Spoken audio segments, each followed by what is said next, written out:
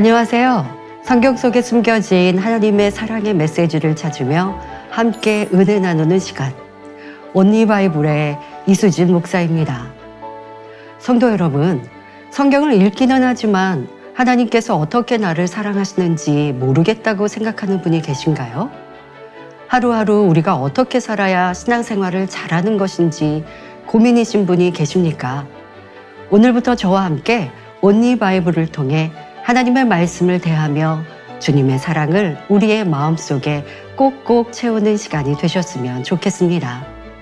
오늘 여러분과 함께 은혜 나눌 하나님의 말씀 같이 묵상하겠습니다. 창세기 1장 1절 태초에 하나님이 천지를 창조하시니라.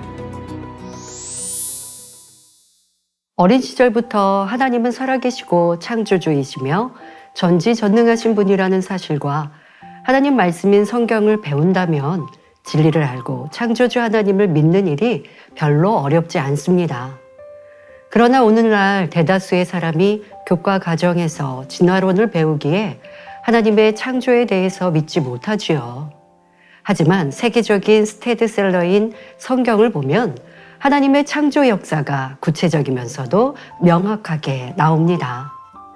창세기 1장에 태초에 하나님이 천지를 창조하시니라 하시며 창조주 하나님께서 지구를 창조하신 대략의 과정과 우주 만물을 비롯해 사람을 창조하신 역사를 설명하고 있습니다. 창조론은 하나님께서 친히 우주 만물을 설계하고 창조하셨다는 이론입니다. 그래서 피조물인 사람은 하나님 중심으로 그분의 뜻을 쫓아 하늘나라에 소망을 두고 살아야 한다는 신본주의 사상이지요. 반면 진화론은 모든 생물이 무생물로부터 자연 발생하여 하등에서 고등으로, 동종에서 이종으로 진화되었다고 주장합니다. 그래서 유인원이 진화되어 사람이 되었다고 고집하는 것을 볼 수 있습니다. 진화론을 믿는 사람들은 생명의 근원을 우연의 산물로 보며 창조주를 인정하지 않기 때문에 인간 중심으로 생각하고 행동하는 인본주의 사상이 팽배합니다. 이들은 삶의 목적을 이 땅에 두고 무엇을 먹을까, 무엇을 입을까 근심하며 살아갑니다. 그러니 인생을 즐기며 마음껏 누리는 것을 최대의 행복으로 여기며 살아가지만 참된 기쁨과 평안을 얻지 못하지요. 결국 육체는 한 줌의 흙으로 돌아가고 영혼은 지옥으로 떨어지니 얼마나 허무하고 공허한 인생입니까? 이 세상의 모든 물건은 반드시 만든 사람이 있습니다. 장난감에서부터 하늘을 나는 비행기까지 누군가가 만들었기 때문에 존재하는 것이지 결코 저절로 생겨난 것이 없습니다. 마찬가지로 천하 만물도 우연히 생겨난 것이 아니라 창조주 하나님께서 분명한 목적이 있어 그분의 마음에 맞게 설계하여 창조하신 것입니다. 창세기 1장 3절 이하를 자세히 읽어보면 하나님께서 천하 만물을 말씀으로 창조하셨음을 알 수 있습니다. 히브리서 11장 3절에도 믿음으로 모든 세계가 하나님의 말씀으로 지어진 줄을 우리가 아나니 보이는 것은 나타난 것으로 말미암아 된 것이 아니니라 말씀하십니다. 창조주 하나님에 대한 증거는 성경뿐 아니라 우주 만물 안에도 무수히 많습니다. 우주 만물을 돌아보면 동서남북과 사계절이 있고 지구의 자전과 공전, 민물과 썰물의 교차, 바람과 구름의 이동 등 모든 것이 질서정연하게 운행됩니다. 이것을 어찌 하나님의 창조의 섭리가 아닌 우연의 일치라고 할 수 있겠습니까?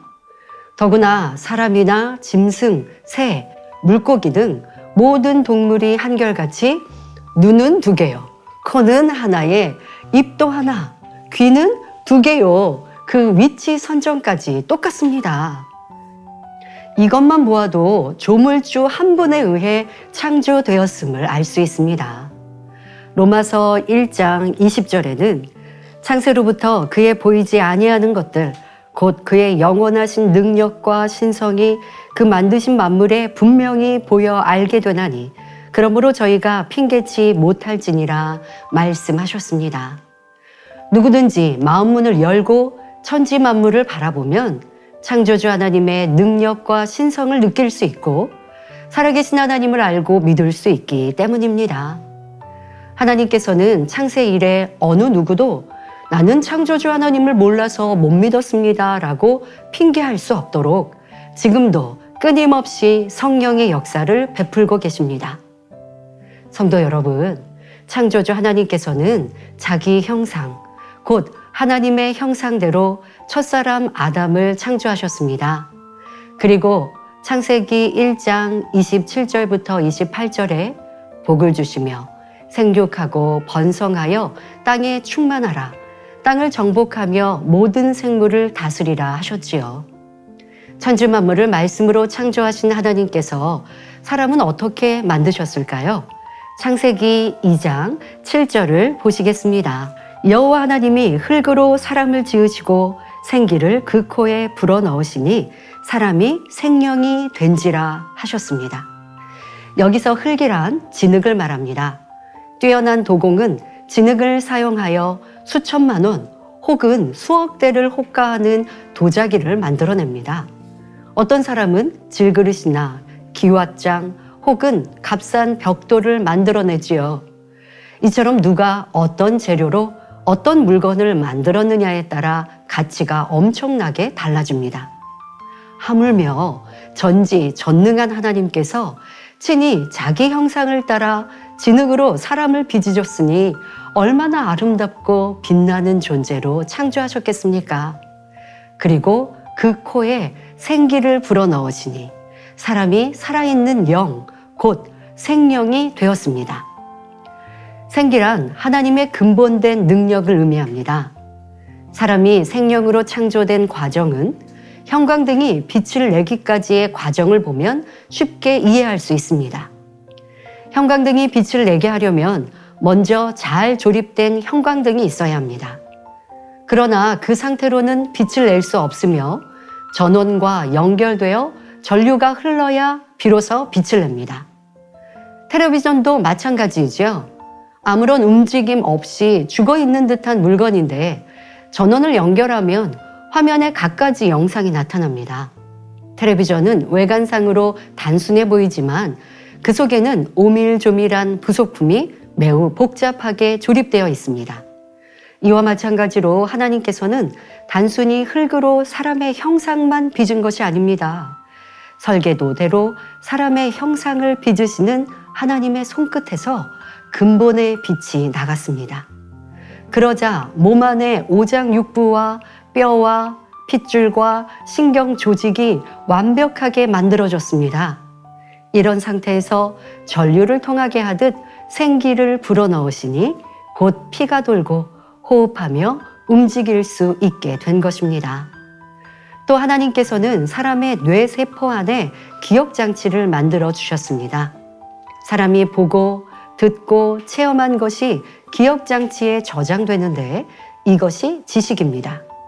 이 지식을 떠올리는 것이 생각이며 지식을 적절히 배합하여 활용하는 것이 지혜이지요. 피조물인 사람도 지혜와 지식이 더하여 문자나 사람의 음성을 인식하여 대화할 수 있는 컴퓨터까지 만들어내는데 전지전능하신 하나님께서 흙으로 사람의 형상을 빚고 생기를 불어넣어 생명을 만드시는 것이 어찌 어려운 일이겠습니까? 시편 139편 14절에 무에서 유를 창조하시는 하나님 능력으로는 참으로 쉬운 일이지만 한계가 있는 사람으로서는 너무나 신기하고 측량하기 어려운 일입니다. 창조주 하나님께서는 첫사람 아담을 생명으로 창조하신 후 에덴 동산을 창설하셨습니다. 그리고 창세기 2장 8절부터 15절에 아담을 에덴 동산으로 이끌어 들이시고 그곳을 다스리며 지키게 하셨지요. 갓 태어난 자녀는 본능적인 생리작용 외에는 거의 아무것도 할 수 없습니다. 성장하면서 부모, 형제, 교사 등을 통해 각종 교육을 받아야 인간답게 살아갑니다. 아담도 처음 생명이 되었을 때는 몸은 성인의 모습이지만 갓 태어난 아기처럼 아무것도 입력되지 않은 상태였지요. 하나님께서는 첫사람 아담이 에덴 동산에서 만물의 영장답게 살아갈 수 있도록 천지 만물의 조화와 영계의 법칙, 진리의 말씀 등 필요한 것들을 자상하고 상세하게 가르쳐 주셨습니다. 부모가 어린 자녀에게 이런 것은 먹어도 되지만 저런 것은 절대로 먹으면 안 된다 라고 가르치는 것처럼 하나님께서도 아담에게 동산 각종 나무의 실과는 임의로 먹되 선악을 알게 하는 나무의 실과는 먹지 말라고 가르쳐 주셨지요. 그런데 아담은 오랜 세월이 지나자 하나님 말씀을 소홀히 여기고 선악을 알게 하는 나무의 실과를 먹고 말았습니다. 창세기 2장 17절에 선악을 알게 하는 나무의 실과는 먹지 말라. 내가 먹는 날에는 정녕 죽으리라 하신 대로 사람에게 있어 주인의 역할을 하는 영이 죽게 되었고 결국 영이신 하나님과 교통할 수 없게 되었습니다. 그리고 누구에게 순종하든지 그의 종이 되리라 하신 영계의 법칙대로 아담이 사단에 순종하여 선악과를 먹은 후에는 온 인류가 죄인으로 타락하고 만 것입니다. 그럼 하나님께서는 아담이 선악과를 먹고 타락할 것을 모르셨을까요? 아니면 전지전능하시니 다 알고 계셨는데 선악과를 두어 사람을 시험하고 지옥에 가게 하신 것일까요? 여기에는 인간 경작이라는 오묘한 섭리가 담겨 있습니다.